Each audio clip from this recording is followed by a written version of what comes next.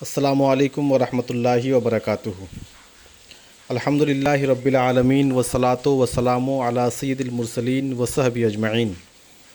اللہم صلی علی سیدنا شفیعنا مولانا محمد بارک وسلم، صلو علیہ صلاۃ وسلام علیک یا رسول اللہ، صلو علیہ صلاۃ وسلام علیک یا حبیب اللہ صلی اللہ تعالیٰ علیہ وآلہ وسلم۔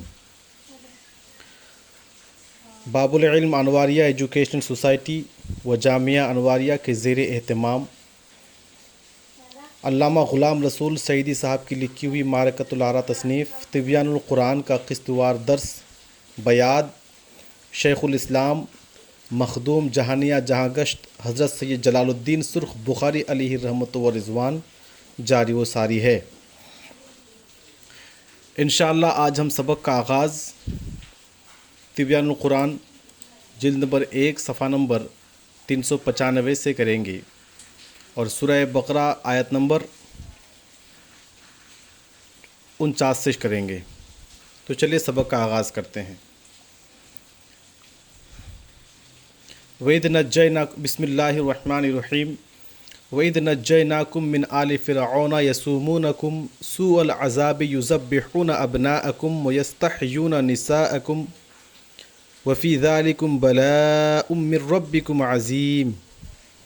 اور یاد کرو جب ہم نے تمہیں آل فرعون سے نجات دی جو تم کو بدترین عذاب پہنچاتے تھے، تمہارے بیٹوں کو ذبح کرتے تھے اور تمہاری بیٹیوں کو زندہ چھوڑ دیتے تھے، اور اس میں تمہارے رب کی طرف سے عظیم آزمائش تھی۔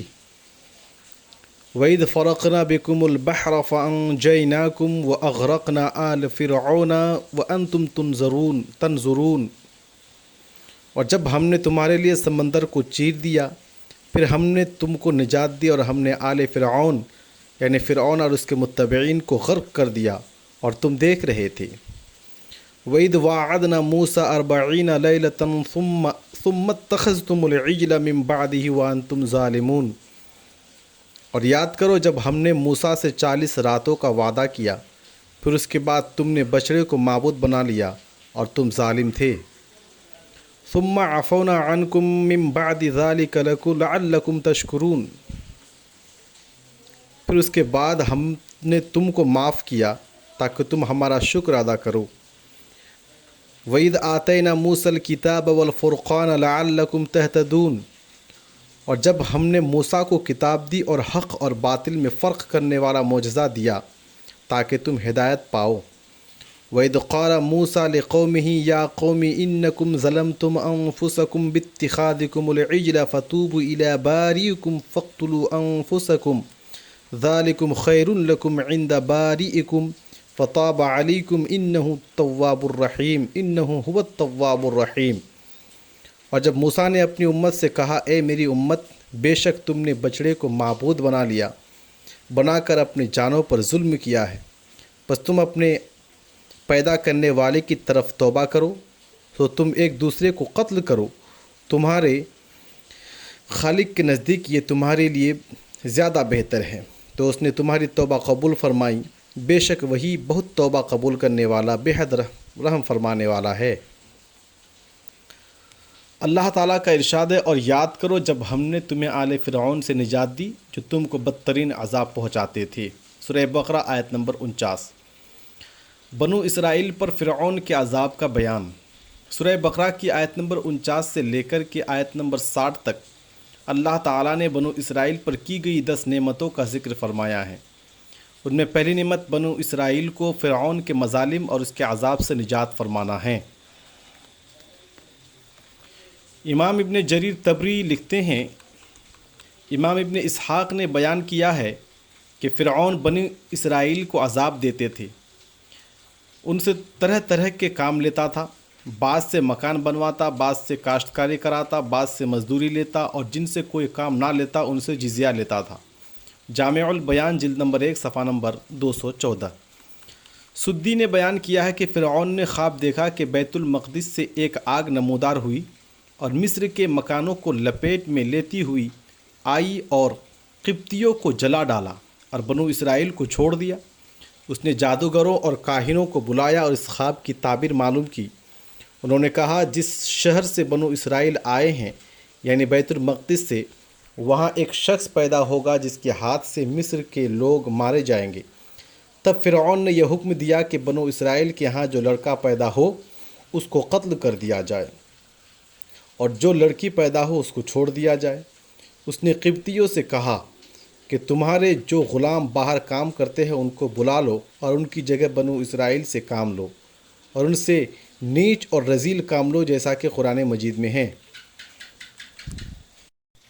ان فرعون علا فی الارض وجعل اہلها شیعا یستضعف طائفة منهم یذبح ابناءهم ویستحیی نساءهم۔ القصص آیت نمبر 4۔ بے شک فرعون نے زمین میں سرکشی کی اور اس نے اپنے اہل زمین میں الگ الگ گروہ کر کے ان میں ایک گروہ بنو اسرائیل کو کمزور کر رکھا تھا۔ ان کے بیٹوں کو ذبح کرتا اور ان کی عورتوں کو زندہ چھوڑ دیتا۔ بنو اسرائیل کے بیٹے مارے جا رہے تھے اور بنو اسرائیل کے بوڑھے قضاء الہی سے مر رہے تھے، ان میں سے کوئی بچہ بڑا نہیں ہوتا تھا۔ تب قبطیوں نے کہا کہ بنو اسرائیل کے بچے بڑے نہیں ہو رہے ہیں اور بوڑھے مر رہے ہیں، اس طرح ان میں کوئی مرد باقی نہیں رہے گا، پھر ہمارے کام کون کرے گا؟ تب فرعون نے یہ حکم دیا کہ 1 سال بنو اسرائیل کے بیٹے ذبح کر دیے جائیں اور 1 سال چھوڑ دیے جائیں۔ جس سال وہ ذبح نہیں کرتے تھے اس سال حضرت ہارون پیدا ہوئے اور ان کو چھوڑ دیا گیا، اور جس سال بچوں کو ذبح کیا جانا تھا اس سال حضرت موسیٰ پیدا ہوئے۔ جامع البیان جلد نمبر 1 صفحہ نمبر 215۔ فرعون کا نام فرعون مصر کے بادشاہ کا لقب ہے۔ فرعون مصر کے بادشاہ کا لقب ہے، جیسے روم کے بادشاہ کا لقب قیصر ہے، اور فارس کے بادشاہ کا لقب کسریٰ ہے، اور یمن کے بادشاہ کا لقب طبع ہے، اور حبشہ کے بادشاہ کا لقب نجاشی ہے۔ ترک کے بادشاہ کا لقب خاقان ہے، مسلمانوں کے بادشاہ کا لقب سلطان، ہندوؤں کے بادشاہ کا لقب راجا، اور انگلستان کے بادشاہ کا لقب جارج ہے۔ فرعون کا لفظ عجمہ اور علمیت کی وجہ سے غیر منصرف ہے۔ امام ابن جریر طبری نے امام ابن اسحاق کے حوالے سے لکھا ہے کہ قرآن میں جس فرعون کا ذکر ہے اس کا نام ولید بن مصعب بن الریان تھا۔ جامع البیان جلد نمبر 1 صفحہ نمبر 213۔ آل کا لغوی معنی۔ علامہ زبیدی حنفی لکھتے ہیں کسی شخص کے اہل، بیوی اور اس کے عیال اولاد کو اس شخص کی آل کہتے ہیں، اور اس شخص کے متبعین اور احبا کو بھی آل کہتے ہیں۔ حدیث میں ہے سلمان ہمارے آل بیت سے ہے۔ قرآن مجید میں ہے کذاب آل فرعون، اس میں آل فرعون سے مراد اس کے متبعین ہیں۔ اور نبی صلی اللہ تعالیٰ علیہ وسلم کا ارشاد ہے صدقہ محمد اور آل محمد کے لیے جائز نہیں ہے۔ امام شافعی نے کہا اس حدیث میں یہ دلیل ہے کہ نبی صلی اللہ تعالیٰ علیہ وسلم اور آپ کی آل ہی وہ ہیں جن پر صدقہ حرام ہے، اور صدقہ کے بدلہ میں ان کو خمس دیا گیا، اور یہ بنو ہاشم اور بنو عبد المطلب ہیں۔ نبی صلی اللہ تعالیٰ علیہ وسلم سے پوچھا گیا آپ کی آل کون ہے؟ فرمایا آل علی، آل جعفر، آل عقیل اور آل عباس۔ حضرت انس رضی اللہ تعالیٰ عنہ نے رسول اللہ صلی اللہ تعالیٰ علیہ وسلم سے پوچھا آل محمد کون ہے؟ تو آپ نے فرمایا ہر تقی متقی۔ آل کا استعمال غالباً اشراف میں ہوتا ہے، اس لیے آل اسکاف موچیوں کی آل نہیں کہا جائے گا۔ آل اسکاف موچیوں کی آل نہیں کہا جائے گا، اگرچہ اہل اسکاف کی کہا جاتا ہے، نیز اس کی اضافت عالم ناطقین کی طرف ہوتی ہے، نکرہ زمان اور مکان کی طرف اس کی اضافت نہیں ہوتی، اس لیے آل رجل، آل زمان یا آل مکان نہیں کہا جائے گا۔ اس کی اصل اہل ہے اور اس کی تصغیر اہیل آتی ہے۔ تاج العروض جلد نمبر 7 صفحہ نمبر 216۔ امام ابن جریر طبری نے لکھا ہے کہ آل فرعون سے مراد فرعون کے اہل دین اور اس کے متبعین ہیں۔ جامع البیان جلد نمبر 1 صفحہ نمبر 216۔ نبی صلی اللہ تعالیٰ علیہ وسلم کی آل کے مصداق کی تحقیق۔ نبی صلی اللہ تعالیٰ علیہ وسلم کی آل کے متعلق 3 قول ہیں، آپ کے متبعین اور آپ کے ازواج اور آپ کی ذریت اور مومنین میں سے آپ کے نسبی قرابت دار، اور یہ آل علی، آل جعفر، آل عقیل، آل عباس اور آل حارث ابن عبد المطلب ہیں۔ ہدایہ اولین صفحہ نمبر 206۔ آل سے آپ کے متبعین ہونے پر دلیل یہ ہے کہ قرآن میں جہاں آل فرعون کا لفظ آیا ہے اس سے فرعون کے متبعین اور اس کے اہل دین مراد ہیں، اور حضرت نوح علیہ السلام سے ان کے بیٹے کے متعلق فرمایا انہ لیس من اہلک انہ عمل غیر صالح، بے شک وہ آپ کے اہل سے نہیں ہے، بے شک اس کے عمل نیک نہیں ہیں۔ سورہ ہود آیت نمبر 46۔ یہی وجہ ہے کہ ابو جہل اور ابو لہب کو آپ کی آل اور اہل نہیں قرار دیا جاتا، حالانکہ آپ کے اور ان کے درمیان نسبی قرابت داری ہے۔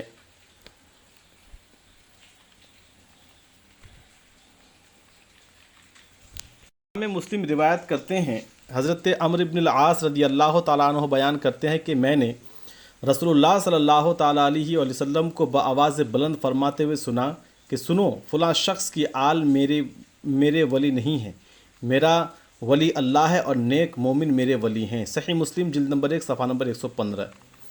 اس حدیث کو امام بخاری نے بھی روایت کیا ہے، صحیح بخاری جلد نمبر 2 صفحہ نمبر 886۔ امام بہقی اپنے سند کے ساتھ امام عبدالرزاق سے روایت کرتے ہیں، ایک شخص نے ثوری سے پوچھا آل محمد کون ہیں؟ ثوری نے کہا اس میں لوگوں کا اختلاف ہے، بعض نے کہا اہل بیت ہیں اور بعض نے کہا جو آپ کی اطاعت کرے اور آپ کی سنت پر عمل کرے اور وہ آپ کی آل ہیں۔ اور امام بہقی نے کہا امام عبدالرزاق کا بھی یہی قول ہے اور یہی رائے حق کے مشابہ ہیں، کیونکہ قرآن مجید میں اللہ تعالیٰ نے حضرت نوح سے فرمایا کہ کس کشتی میں ہر جوڑے میں سے 2 کو اور اپنے اہل کو سوار کرو۔ حضرت نوح نے عرض کیا میرا بیٹا بھی میرے اہل سے ہے، تیرا وعدہ حق ہے اور تو احکم الحاکمین ہے۔ فرمایا اے نوح، بے شک تمہارا بیٹا تمہارے اہل سے نہیں ہے، اس کے اعمال نیک نہیں ہیں۔ اللہ تعالیٰ نے شرک کی وجہ سے حضرت نوح کے بیٹے کو ان کے اہل سے نکال دیا۔ سنن کبریٰ جلد نمبر 2 صفحہ نمبر 152۔ نیز امام بہقی روایت کرتے ہیں، حضرت جابر ابن عبداللہ رضی اللہ تعالیٰ عنہما بیان کرتے ہیں کہ حضرت سیدنا محمد صلی اللہ تعالیٰ علیہ وآلہ وسلم کی آل آپ کی امت ہے۔ سنن کبریٰ جلد نمبر 2 صفحہ نمبر 152۔ امام طبرانی اپنی سند کے ساتھ روایت کرتے ہیں، حضرت انس بن مالک رضی اللہ تعالیٰ عنہ بیان کرتے ہیں کہ نبی صلی اللہ تعالیٰ علیہ وآلہ وسلم سے سوال کیا گیا کہ آل محمد صلی اللہ تعالیٰ علیہ وسلم کون ہیں؟ فرمایا ہر متقی شخص۔ معجم الصغیر جلد نمبر 1 صفحہ نمبر 115۔ حافظ الہیثمی نے اس حدیث کو درج کر کے لکھا ہے، اس میں نوح ابن مریم ایک ضعیف راوی ہے۔ مجموع الزوائد جلد نمبر 10 صفحہ نمبر 269۔ امام بہقی نے اس حدیث کو ایک اور سند سے روایت کیا ہے اور لکھا ہے کہ اس میں ابو ہرمز بصری ایک ضعیف راوی ہے۔ سنن کبریٰ جلد نمبر 2 صفحہ نمبر 152۔ قاضی عیاض مالکی نے بھی اس روایت کا ذکر کیا ہے، الشفا جلد نمبر 2 صفحہ نمبر 66۔ حافظ سیوطی نے اس حدیث کو امام ابن مردویہ، طبرانی اور بہقی کے حوالے سے اپنی تفسیر میں درج کیا ہے، الدر المنثور جلد نمبر 3 صفحہ نمبر 183۔ ہر چند کے اس حدیث کی سند میں ایک ضعیف راوی ہے، لیکن یہ تعداد اسانید کی وجہ سے حسن لغیرہ ہی ہو گئی، اور فضائل اور مناقب میں حدیث ضعیف کا بھی اعتبار کیا جاتا ہے۔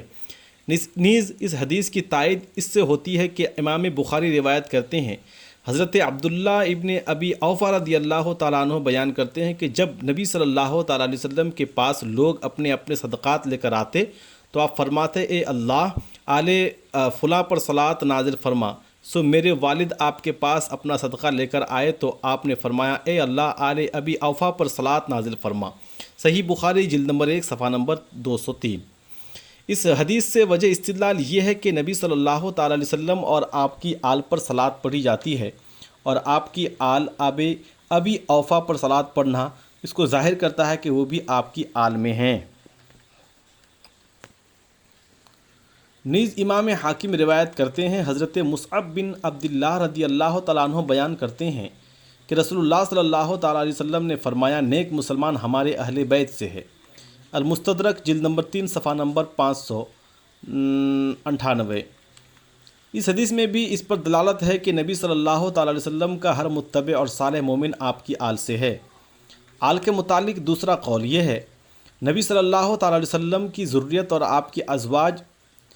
اس کی دلیل یہ ہے کہ امام مسلم روایت کرتے ہیں، ابو حمید ساعدی رضی اللہ تعالیٰ عنہ بیان کرتے ہیں کہ صحابہ نے عرض کیا یا رسول اللہ صلی اللہ تعالیٰ علیہ وآلہ وسلم، ہم آپ پر کس طرح صلاۃ پڑھیں؟ آپ نے فرمایا تم کہو اے اللہ محمد پر صلاۃ نازل فرما اور آپ کے ازواج اور آپ کی ذریت پر، جیسا کہ تو نے آل ابراہیم پر صلوات نازل فرمائی ہیں۔ صحیح مسلم جلد نمبر 1 صفحہ نمبر 175۔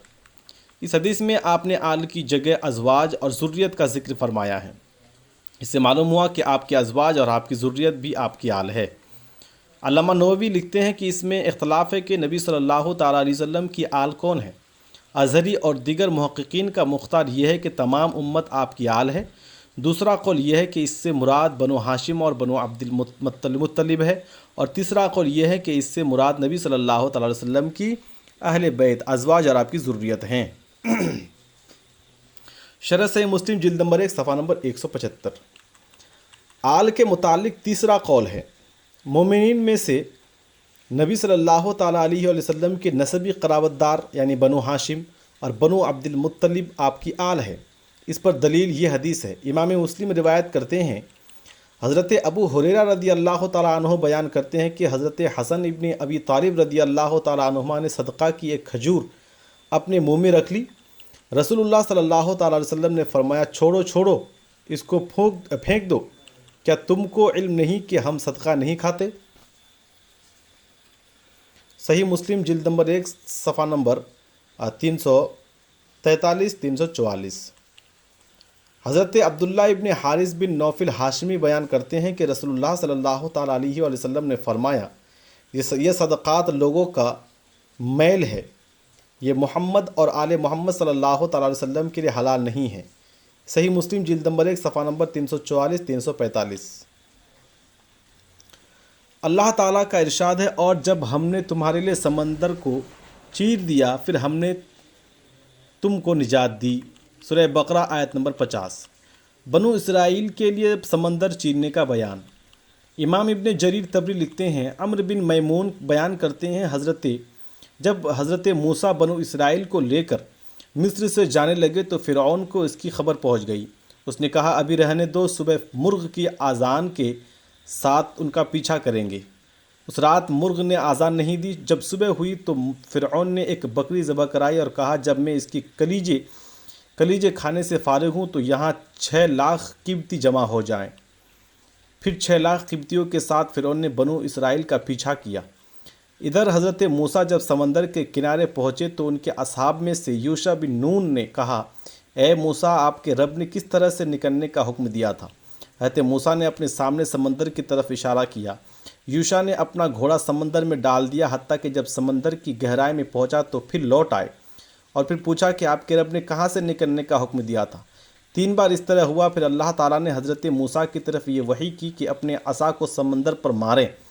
جب حضرت موسیٰ نے سمندر پر عصا مارا تو وہ 12 حصوں میں منقسم ہو کر پھٹ گیا، حتیٰ کہ حضرت موسیٰ بنو اسرائیل کے 12 گروہ کے ساتھ اس سے پار گزر گئے۔ بعد میں جب فرعون اور اس کے ساتھ قبطی اس سے گزرنے لگے تو سمندر آپس میں مل گیا اور فرعون اور قبطی غرق ہو گئے۔ یہ سمندر بحر قلزم تھا۔ قتادہ نے کہا ہے کہ بنو اسرائیل 6 لاکھ تھے اور قبطی 12 لاکھ تھے۔ جامع البیان جلد نمبر 1 صفحہ نمبر 218 219۔ اللہ تعالیٰ کا ارشاد ہے، اور یاد کرو جب ہم نے موسیٰ سے 40 راتوں کا وعدہ کیا، پھر اس کے بعد تم نے بچڑے کو معبود بنا لیا۔ سورہ بقرہ آیت نمبر 51۔ حضرت موسیٰ علیہ السلام کے نام و نسب کا بیان۔ امام رازی لکھتے ہیں، لفظ موسیٰ عبرانی زبان کا لفظ ہے اور 2 کلموں سے مل کر بنا ہے۔ مو کا معنی ہے پانی اور سا کا معنی ہے درخت۔ حضرت موسیٰ کو ان کی ماں نے فرعون کے خوف سے تابوت میں رکھ دیا تھا اور اس تابوت کو سمندر میں ڈال دیا تھا۔ سمندر کی موجیں اس تابوت کو فرعون کے گھر کے قریب درخت کے جھنڈ میں لے آئی۔ فرعون کی بیوی آسیہ کو وہ تابوت ملا، اس نے اس تابوت سے بچہ نکال لیا، اور چونکہ یہ بچہ اسے پانی اور درختوں میں ملا تھا تو اس جگہ کی مناسبت سے اس کا نام موسیٰ رکھ دیا۔ حضرت موسیٰ علیہ السلام کا نام و نسب یہ ہے، موسیٰ ابن عمران بن یسہر بن قاعث بن لاوا بن یعقوب بن اسحاق بن ابراہیم علیہ السلام۔ تفسیر کبیر جلد نمبر 1 صفحہ نمبر 343۔ تورات کا نزول اور بنو اسرائیل کی گوسالہ پرستی۔ امام ابن جریر طبری اپنی سند کے ساتھ روایت کرتے ہیں، امام ابن اسحاق نے بیان کیا ہے کہ جب اللہ تعالیٰ نے فرعون اور اس کی قوم کو ہلاک کر دیا اور حضرت موسیٰ اور بنو اسرائیل کو اس سے نجات دے دی تو اللہ تعالیٰ نے حضرت موسیٰ سے 30 راتوں کا وعدہ فرمایا، پھر ان کو 10 مزید راتوں سے پورا کیا۔ ان راتوں میں حضرت موسیٰ نے اپنے رب سے ملاقات کی اور حضرت ہارون کو بنو اسرائیل پر خلیفہ بنایا اور کہا، میں اپنے رب کے پاس جلدی میں جا رہا ہوں، تم میرے خلیفہ بنو اور مفسدوں کی پیروی نہ کرو۔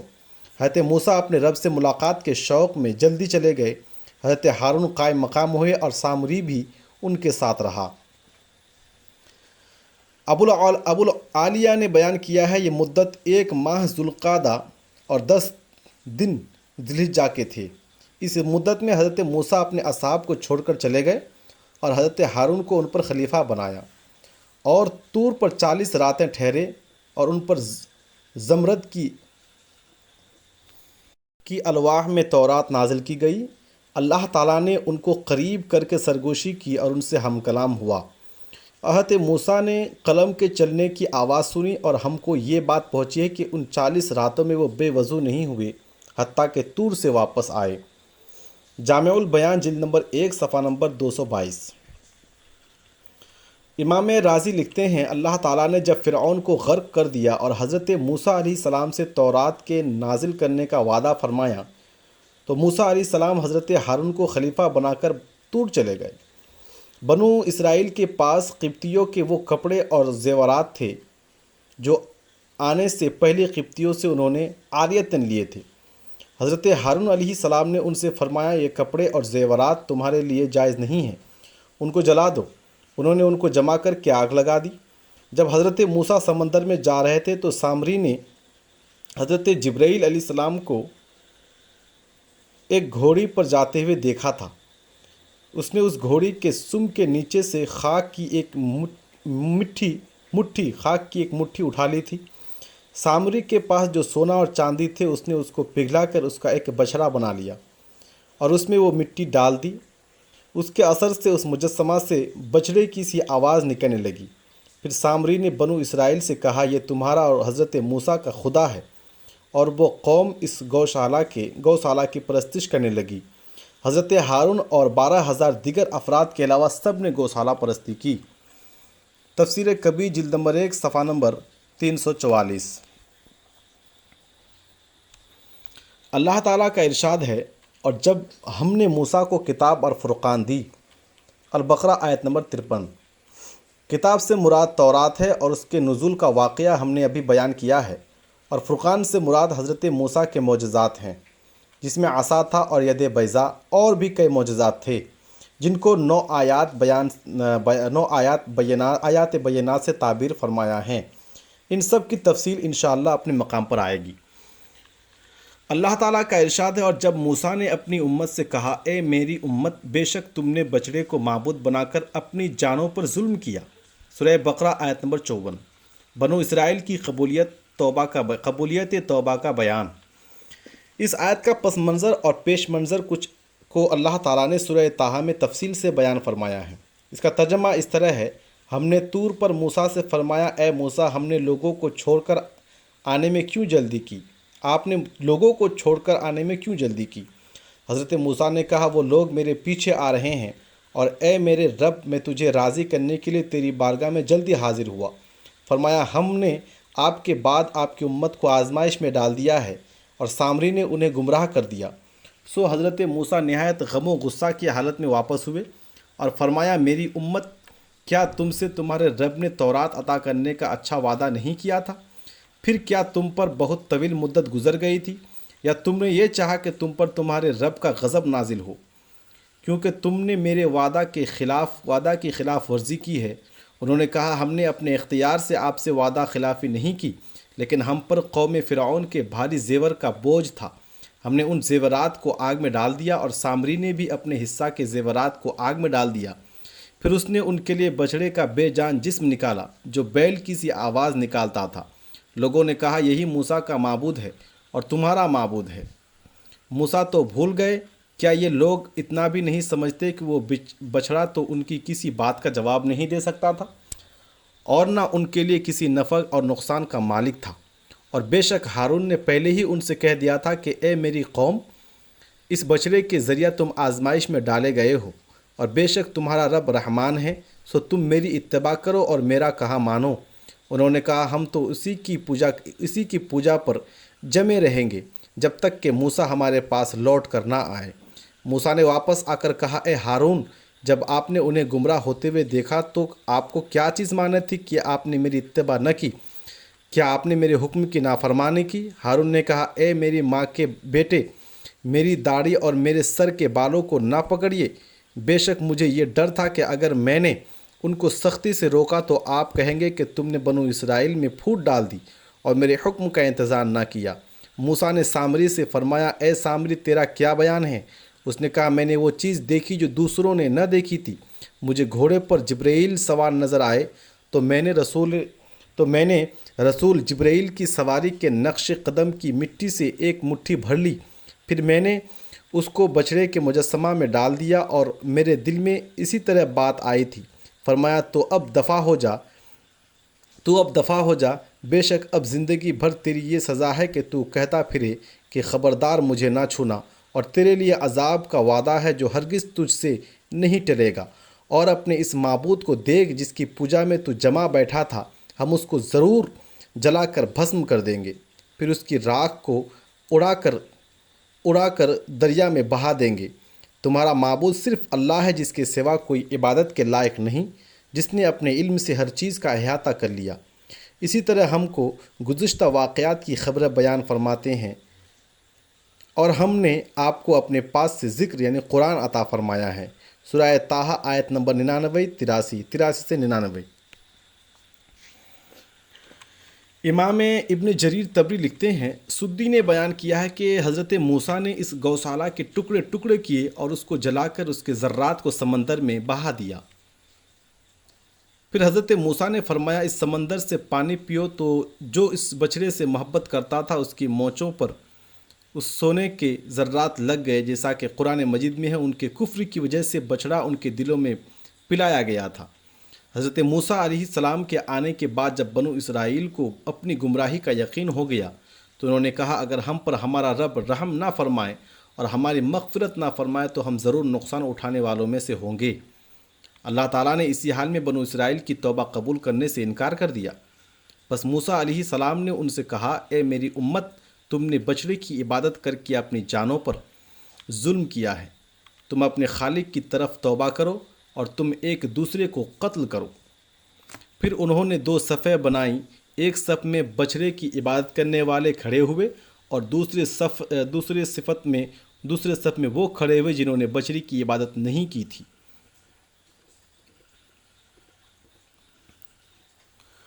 اور انہوں نے گوشالہ پرستی کو قتل کیا اور 70,000 افراد قتل کر دیے گئے۔ پھر حضرت موسیٰ اور ہارون علیہ السلام نے دعا کی کہ اے رب اس طرح تو سارے بنو اسرائیل ہلاک ہو جائیں گے، اے رب بقیہ کو معاف فرما دے۔ تب انہیں ہتھیار پھینکنے کا حکم دیا، جو قتل ہو گئے وہ شہید قرار پائے اور جو بچ گئے ان کا کفارہ ہو چکا تھا۔ جامع البیان جلد نمبر 1 صفحہ نمبر 227، مطبوعہ دارالمعارفہ بیروت۔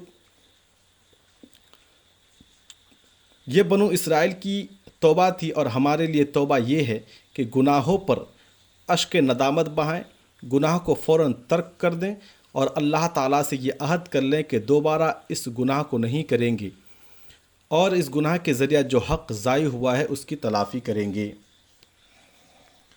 السلام علیکم ورحمۃ اللہ وبرکاتہ۔ ناظرین، آج کا جو ہمارا سبق ہے وہ صفحہ نمبر 395 سے شروع ہوا اور صفحہ نمبر 403 پر ختم ہوا۔